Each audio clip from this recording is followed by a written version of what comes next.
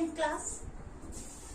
Beta, this one is your lecture number 7 for the chapter how do organism reproduce. Okay. Last lecture में हमने vegetative propagation tissue culture complete कर लिया था. ठीक है. आज हम स्टार्ट कर रहे हैं नया topic that is sexual reproduction. अभी तक जो हमने पढ़ा है दैट इज एसेक्सुअल रिप्रोडक्शन. अभी तक आपने जो पढ़ा है वो एसेक्सुअल था. तो मेजर इवेंट्स हम इनके डिस्कस कर चुके हैं. ठीक है. जब हमने चैप्टर स्टार्ट किया था उसी टाइम पे हमने इनके बेसिक कैरेक्टरिस्टिक्स को स्टडी किया था. ठीक है ना, कि आपका एसेक्सुअल रिप्रोडक्शन मोनोपेरेंटल होता है. ठीक है. इसके साथ साथ एसेक्सुअल रिप्रोडक्शन में गेमीट्स नहीं बनते, है ना, कोई फ्यूजन ऑफ गेमीट्स नहीं होते. तो बहुत सारी चीजें हमने यहाँ पे स्टडी की. अब बात करते हैं आज एक नए टॉपिक की दैट इज सेक्सुअल रिप्रोडक्शन. तो सेक्सुअल रिप्रोडक्शन के मेजर इवेंट्स हमने क्या देखे थे कि major events of sexual reproduction की अगर बात की जाए, ठीक है, major events of sexual reproduction. Sexual reproduction. ठीक है.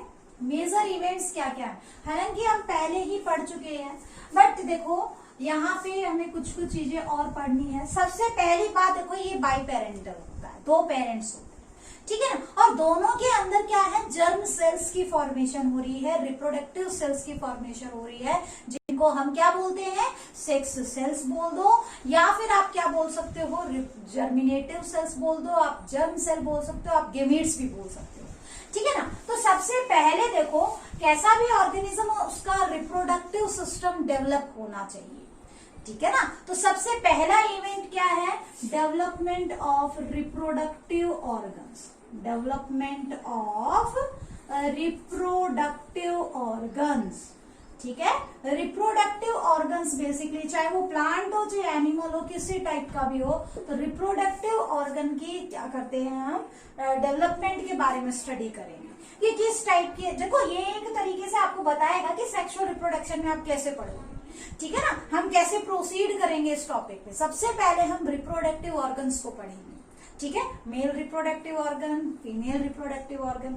आ रही है बात समझ में. और बेसिकली अगर हम बात करें आपके प्लांट्स की, तो प्लांट्स में हम कंप्लीट फ्लावर की स्टडी करेंगे. ठीक है. तो नेक्स्ट पॉइंट जो है, रिप्रोडक्टिव ऑर्गन डेवलप होने का मतलब वहां पे क्या बन रहे हैं, गेमीट्स बन रहे हैं. ठीक है ना. यानी कि फॉर्मेशन ऑफ जर्म सेल्स. ठीक है.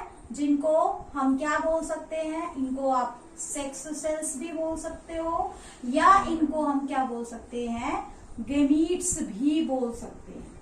और मैंने बार बार बताया है, गेमीट्स में अगर हम बात करें प्लांट्स की, ठीक है, तो प्लांट्स में अलग नाम दोगे आप, एनिमल्स में अलग से नाम दिया जाता है. ठीक है. प्लांट्स में और एनिमल्स में अलग अलग नाम दिया जाता है. प्लांट्स में अगर हम बात करें मेल गेमीट की, मेल गेमीट क्या बोलेंगे प्लांट्स में, मेल गेमीट को आप बोलेंगे पोलन ग्रेन. ठीक है. एक बार मैं चेक कर लेती हूँ आपको दिख भी रहा है कि नहीं. प्लांट के अंदर जो मेल गेमीट होता है उसे क्या बोलेंगे, पोलन ग्रेन. और एनिमल्स में जो मेल गेमीट होता है उसको क्या बोलते हैं, स्पर्म. और फीमेल गेमीट जो होता है, फीमेल गेमीट प्लांट्स के केस में आप या तो एग बोलोगे या ओवम बोलोगे. ओवा, चलो एग ही लिख लो, वो ज्यादा बेटर है.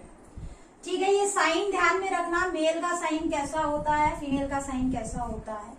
ठीक है. आई बात समझ में. नेक्स्ट है एनिमल्स के केस में अगर हम बात करें मेल गेमीट की, तो क्या बोला जाता है, स्पर्म बोला जाता है. मेल गेमीट को क्या बोलते हैं, स्पर्म. ठीक है. और फीमेल गेमीट को क्या बोलते हैं, एग या ओवा. ठीक है. फीमेल गेमीट दोनों में ही सेम है, बट मेल गेमीट जो है प्लांट्स की रेस्पेक्ट में आप पोलन ग्रेन्स बोलते हैं, और एनिमल्स के रेस्पेक्ट में हम स्पर्म बोलते हैं. अच्छा, मैंने आपको बताया था कि गेमीट्स क्या होते हैं, ये भी ध्यान रखना. मैंने बहुत पहले आपको करवाया था. These are haploid reproductive cells. Haploid का मतलब मैंने आपको बहुत बार समझाया है, क्वेश्चन भी दिया था, डाउट क्लास में आओगे तब पूछूंगी ये हैप्लॉइड का मतलब क्या होता है। ठीक है, आई बात समझ में, पढ़कर आना। ठीक है ना। हैप्लॉइड का मतलब मैं वैसे यहाँ एक बार बता देती हूँ, जब आपका सेल के अंदर नंबर ऑफ क्रोमोसोम बाकी सेल के रेस्पेक्ट में हाफ होता है। जैसे सपोज करो कि मेल गैमीट में, हम ह्यूमन बीइंग की बात करते हैं, मेल गैमीट स्पर्म में कितने हैं, 23 क्रोमोसोम है। ठीक है, स्पर्म में कितने क्रोमोसोम, 23, और एग में कितने क्रोमोसोम, 23।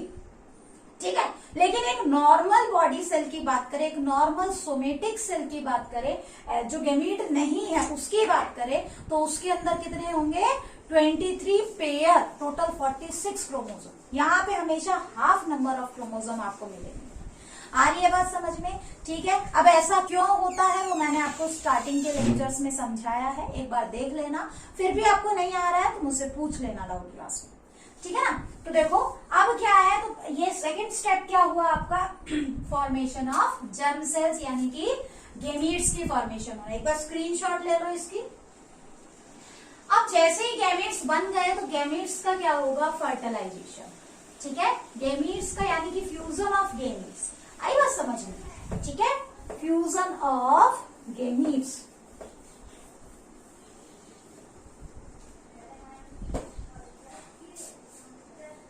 नेक्स्ट स्टेप जो है that is fusion of gametes, और इस प्रोसेस को हम क्या बोलते हैं, फर्टिलाइजेशन। बट इससे पहले आप एक स्टेप और लिखो, वो ज्यादा बेटर है, that is your transfer of male gamete to female gamete. Transfer of male gamete to female gamete. ठीक है, किस तरीके से मेल गैमीट फीमेल गैमीट तक पहुंचेगा, तो इसके लिए देखो आगे हम डिटेल से पढ़ेंगे। प्लांट्स के रेस्पेक्ट में देखें तो एक प्रोसेस होता है पॉलिनेशन, आपने छोटी क्लास में कई बार पढ़ा है। ठीक है ना। तो पॉलिनेशन प्रोसेस के दौरान जो पोलन ग्रेन्स हैं वो जो है स्टिग्मा के ऊपर जाके ड्रॉप हो जाते हैं और अल्टीमेटली इनर साइड में अपने आप मूवमेंट शो करके फर्टिलाइजेशन शो करते हैं। एनिमल के रेस्पेक्ट में एक प्रोसेस होता है that is copulation.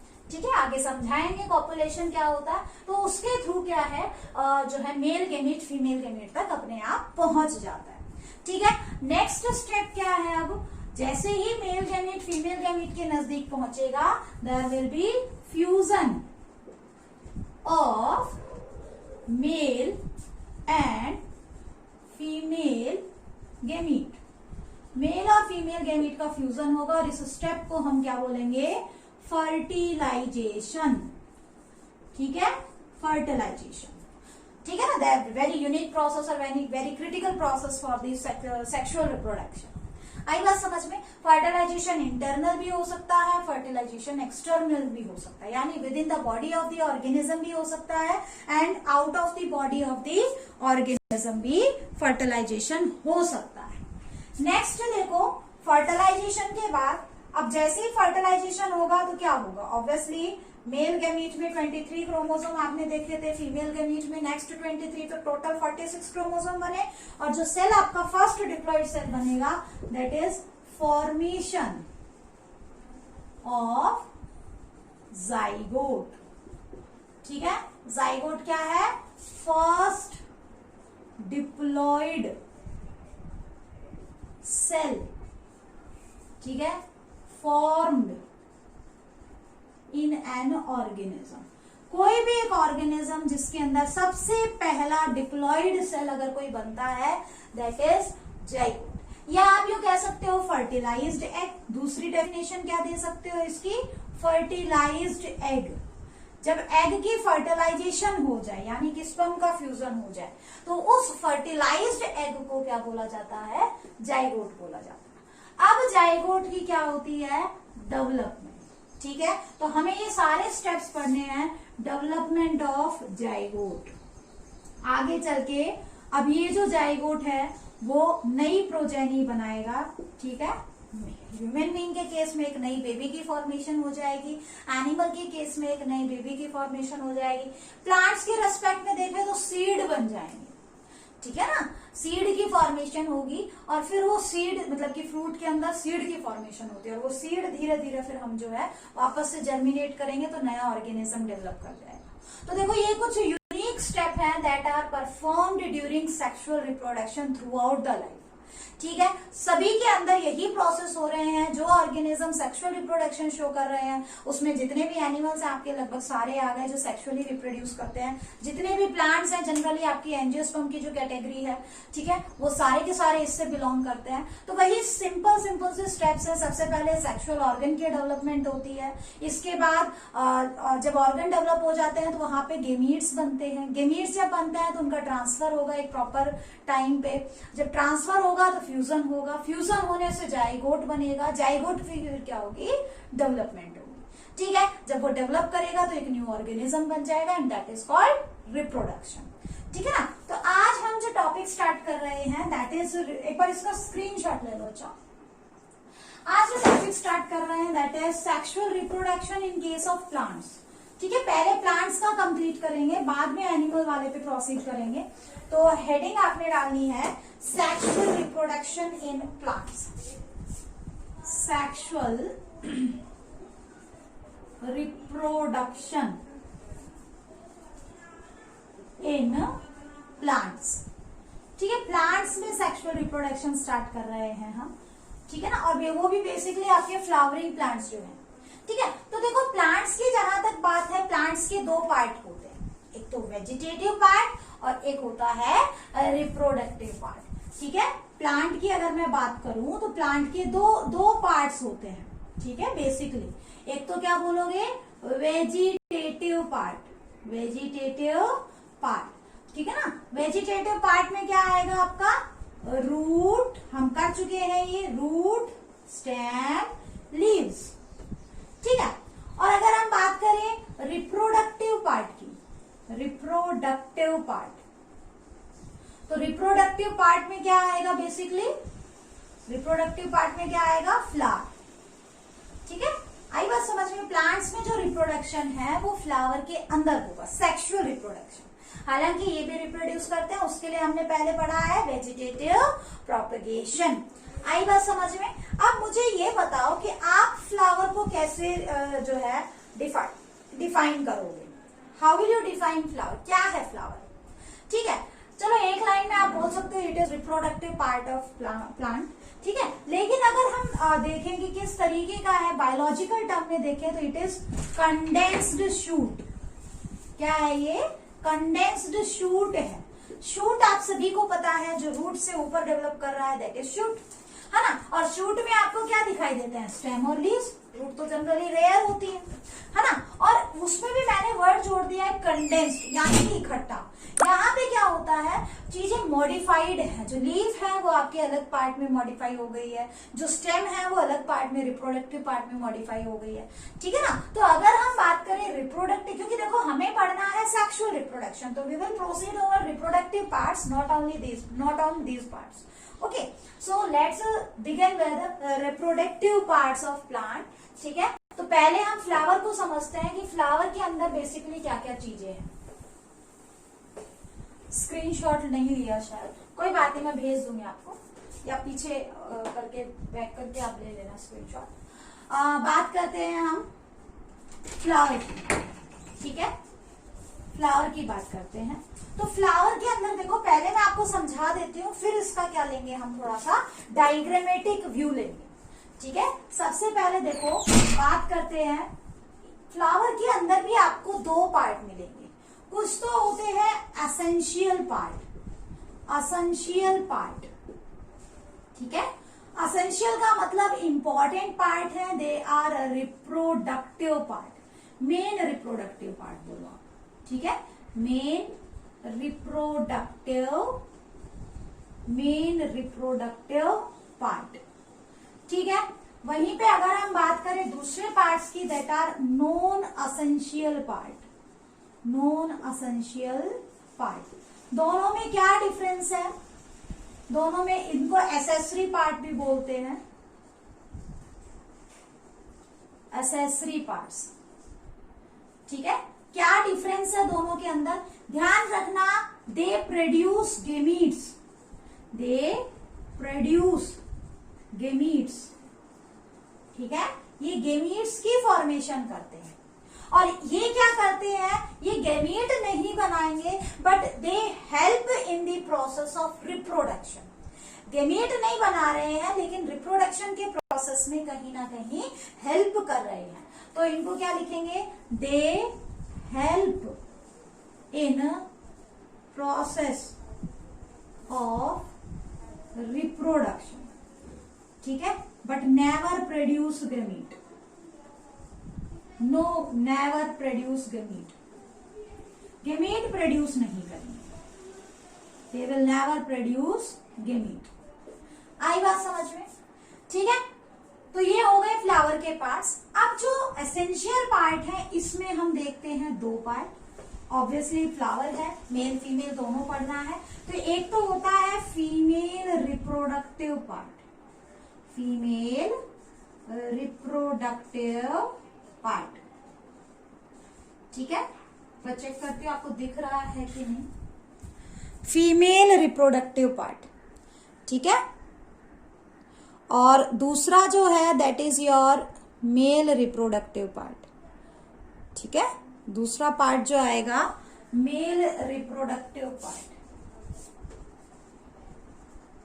Reproductive part.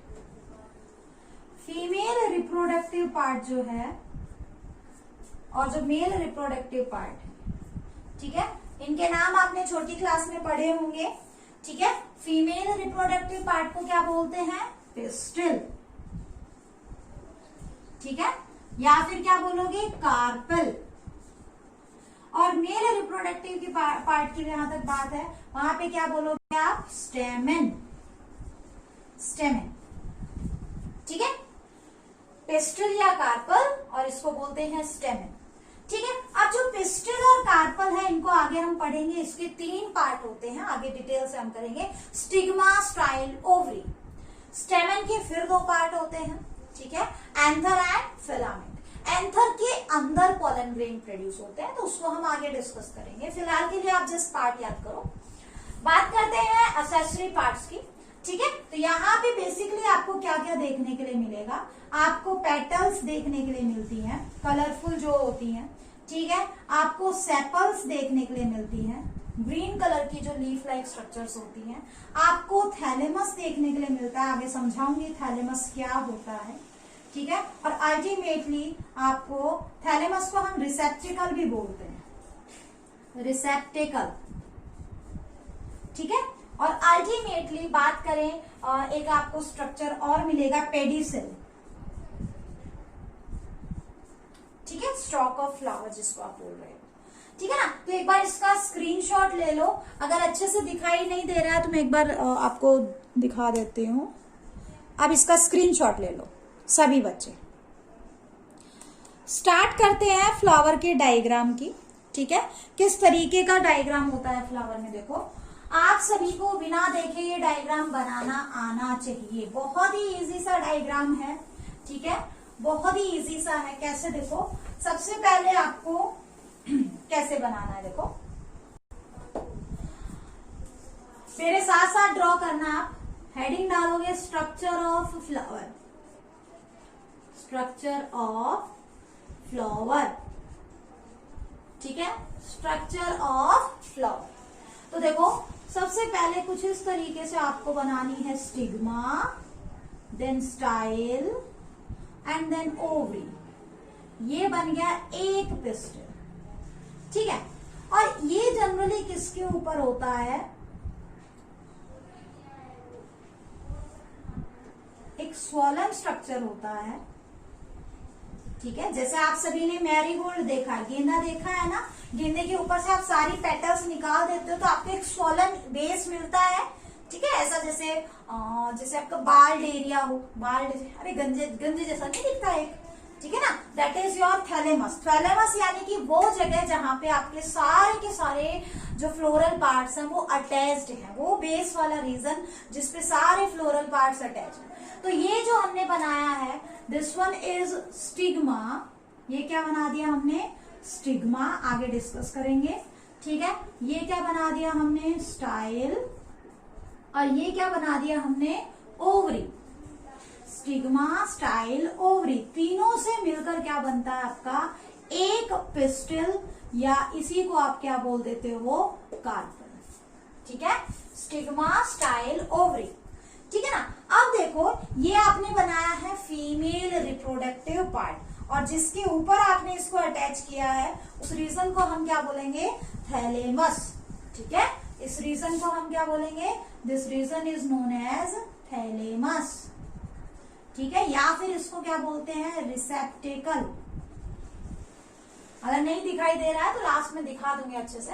अब देखो, यहीं से क्या ओरिजिनेट करते हैं, मेल रिप्रोडक्टिव पार्ट, कुछ इस तरीके से। ठीक है, ये मेल रिप्रोडक्टिव पार्ट ओरिजिनेट करते हैं।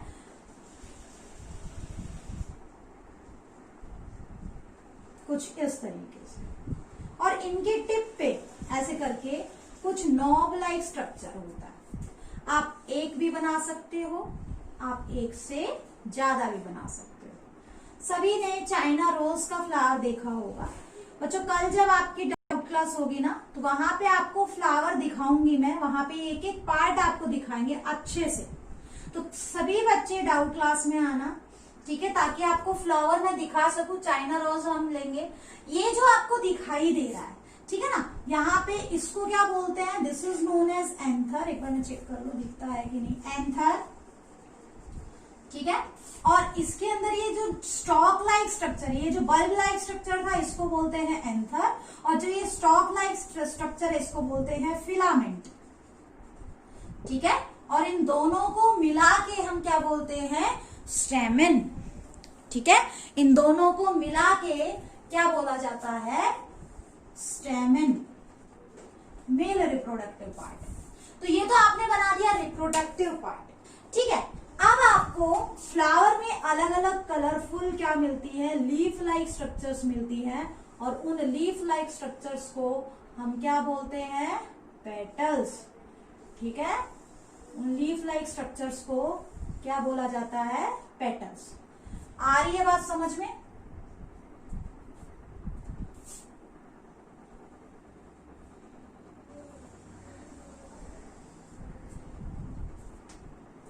ठीक है, तो दिस वन इज, ये क्या बनाया है हमने, ये जो आपको कलरफुल दिखाई दे रही है, ये क्या है, पेटल्स है। ठीक है, जो कलरफुल आपको दिखाई दे रही है, दीज आर पेटल। ठीक है, एक पेटल है, ये दूसरी, ये तीसरी, इस तरीके से बहुत सारी होती है, कलरफुल होती है। ठीक है, और इसी तरीके से आपको बेस वाले रीजन पे, यहाँ पे कुछ ग्रीन कलर के लीफ लाइक स्ट्रक्चर्स भी दिखाई देंगे, कुछ इस तरीके से ऐसे करके थोड़ा और सुंदर सा बना लेते हैं।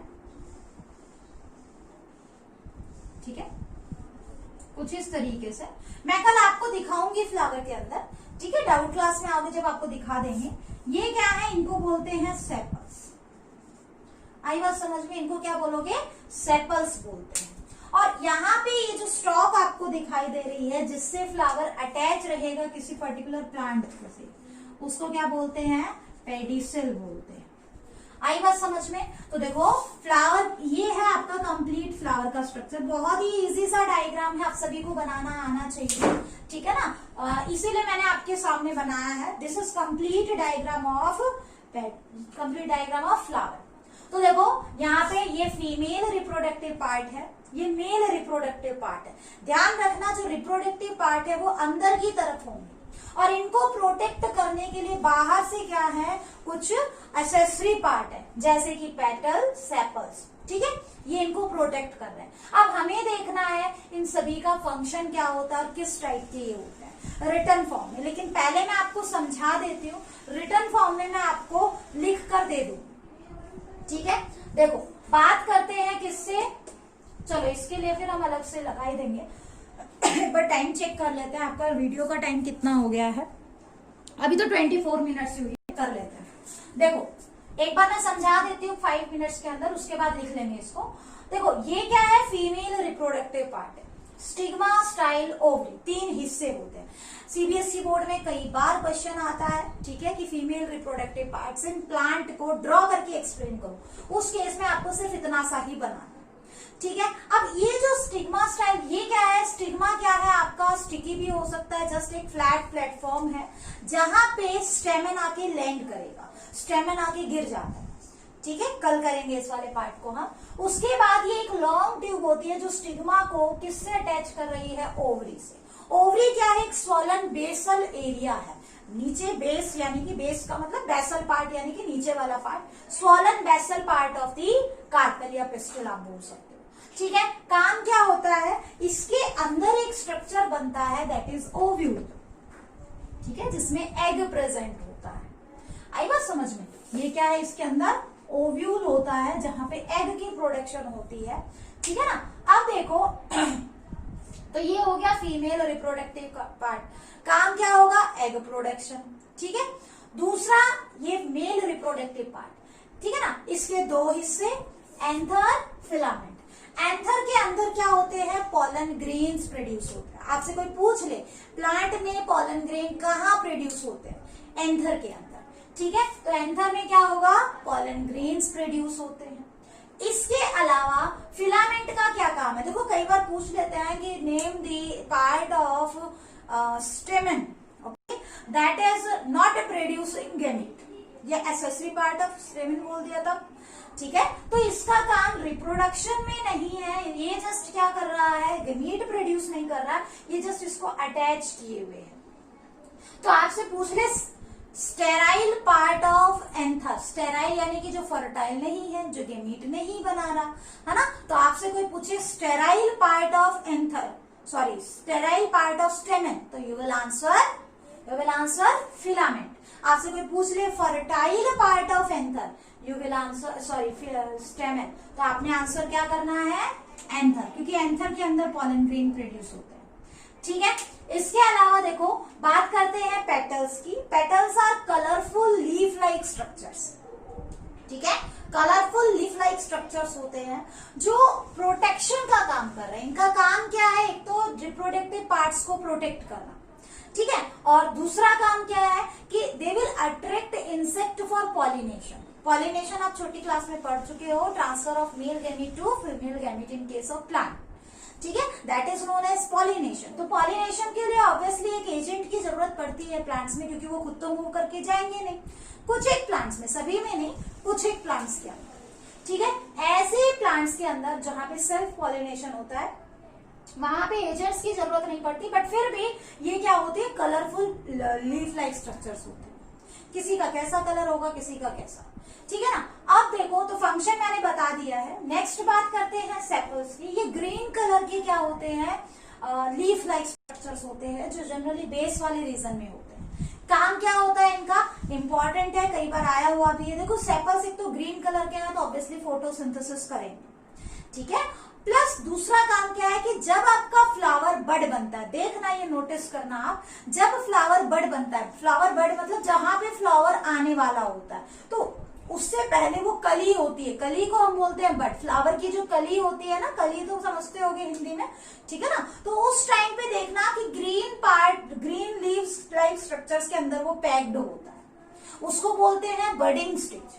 तो it will protect the flower during budding stage. Budding stage यानी कि जब फ्लावर आने को है उस टाइम पे, वो उसकी बडिंग स्टेज है, उस टाइम पे उसको प्रोटेक्शन कौन, वो सारा का सारा फ्लावर का कंटेंट आपके जो सेपल्स है उनके अंदर पैक्ड होता है, ठीक है। तो ये क्या हो गए आपके सेपल्स। और अल्टीमेटली अब ये जो पूरा का पूरा स्वॉलन पार्ट है जिसके ऊपर सारे के सारे फ्लोरल पार्ट्स अटैच होते हैं, उसको क्या बोलते हैं? थैलेमस या रिसेप्टेकल, ठीक है, थैलेमस या रिसेप्टेकल। क्लियर? अब यहाँ ये जो स्टॉक है जिससे फ्लावर अटैच रहता है किसी पर्टिकुलर फ्लावर की ब्रांच से, सॉरी प्लांट के ब्रांच से, तो उसको क्या बोलते हैं? पेडिसल। तो आपको क्या करना है? आपको जस्ट इनके फंक्शंस का पता होना चाहिए और किस टाइप का ये दिखते हैं, बस इतना, और ये डायग्राम बनाना आना चाहिए। आई बात समझ में? अब देखो एक चीज और ध्यान में रखना, अभी तक जो हमने चीजें पढ़ी हैं वो सिंगुलर फॉर्म में पढ़ी है, ठीक है। देखो अगर हम बात करें पिस्टिल की, तो ये तो आपने एक पिस्टिल बनाया, लेकिन जब बहुत सारे पिस्टिल एक फ्लावर के अंदर हो, जनरली एक होता है बट कई भी एक से ज्यादा भी हो सकते हैं, ठीक है ना। तो अगर आपका क्या है, एक से ज्यादा पिस्टिल है तो उसको आप क्या बोलोगे, गाइनोशियम। क्या बोलोगे, गाइनोशियम, ठीक है। ऐसे ही अगर एक से ज्यादा एंथर है, जैसे इस पूरे ग्रुप को आप क्या बोलोगे, देखो सिंगल है जब तो आप स्टेमन बोल रहे हैं, लेकिन इस पूरे ग्रुप को आपको डिफाइन करना हो तो आप क्या बोलोगे, एंड्रोशियम। मैं लिख देती हूँ, ठीक है। पिस्टिल के लिए देखो, फीमेल के लिए गाइनो वर्ड यूज करते हैं, फीमेल के लिए, फीमेल रिप्रोडक्टिव पार्ट्स के लिए गाइनो वर्ड यूज करोगे हमेशा बायोलॉजी में। तो गाइनोशियम, ठीक है, ग्रुप ऑफ पिस्टिल, ठीक है। एंड्रोशियम, एंड्रो वर्ड हमेशा मेल के लिए होता है, तो ध्यान रखना, एंड्रोशियम ग्रुप ऑफ स्टेमन, ठीक है। इसके साथ साथ अगर बहुत सारे पेटल्स है, तो मैंने एक पेटल बताया, बहुत सारे पेटल्स अगर है तो उसको, उसके ग्रुप को क्या बोलोगे, कोरोला, कोरोला। और सेपल्स का जो ग्रुप होता है उसको बोलते हैं कैलिक्स, ठीक है। अब कई बार बच्चे कंफ्यूज हो जाते हैं, भाई कोरोला क्या है, क्योंकि ये तो चलो ठीक है मेल फीमेल से याद रह जाएगा, बच्चे कंफ्यूज हो जाते हैं कोरोला क्या है, कैलिक्स क्या है, उल्टा सीधा भी लिख देते हैं, ठीक है। तो इसके लिए एक छोटी सी ट्रिक याद रखना, जो जनरली मैं याद रखती हूँ, कोरोला की स्पेलिंग बड़ी है कैलिक्स के रिस्पेक्ट, और आप देखना पेटल्स जनरली आपको ज्यादा मिलते हैं सेपल्स के रिस्पेक्ट, ठीक है ना। तो कोरोला जिसकी स्पेलिंग बड़ी वो नंबर में ज्यादा होंगे, यानी कि पेटल्स, ठीक है। और सेपल्स क्या होते हैं आपके, कम होते हैं नंबर में, तो कैलिक्स की स्पेलिंग भी छोटी है, ऐसे भी आप याद रख सकते, ठीक है। तो this was all about structure of flower. अब आपके पास दो टाइप के फ्लावर्स आपको मिलेंगे बच्चों, मैं रिटर्न में आपको दे दूंगी नोट्स, आप समझ लो, क्योंकि अगर मैं सारा लिखवाऊंगी यहाँ पे वो कोई मैटर नहीं करता है, ठीक है ना। रिटर्न फॉर्म में जैसे मैंने कल दिया था आपको, रिटर्न फॉर्म में आपको मैं दे दूंगी सारा कंटेंट, उसको आप एक बार स्टडी भी करके देखना, ठीक है। यहाँ पे समझ लो, वहां आप स्टडी कर लोगे, चीजें क्लियर हो जाएंगी, फिर भी कोई डाउट है तो आप डाउट क्लास में डिस्कस कर लेंगे, ठीक है ना। तो देखो अगर हम बात करें, जैसे ये तो हो गया स्ट्रक्चर की बात, ठीक है। आपका कोई ऐसा फ्लावर जिसमें सिर्फ और सिर्फ क्या है, फीमेल रिप्रोडक्टिव पार्ट है, मेल रिप्रोडक्टिव पार्ट नहीं है, या कोई ऐसा फ्लावर जिसमें आपका सिर्फ और सिर्फ मेल रिप्रोडक्टिव पार्ट है, फीमेल रिप्रोडक्टिव पार्ट नहीं है, ठीक है ना। तो ऐसे प्लांट को बेसिकली आप क्या कहेंगे, जहां पे एक टाइप का रिप्रोडक्टिव पार्ट है, इधर मेल रिप्रोडक्टिव पार्ट और फीमेल रिप्रोडक्टिव, दोनों में से कोई एक रिप्रोडक्टिव पार्ट हो, उस टाइप के फ्लावर को बोलते हैं यूनिसेक्सुअल फ्लावर। क्या बोलोगे, यूनिसेक्सुअल फ्लावर, ठीक है।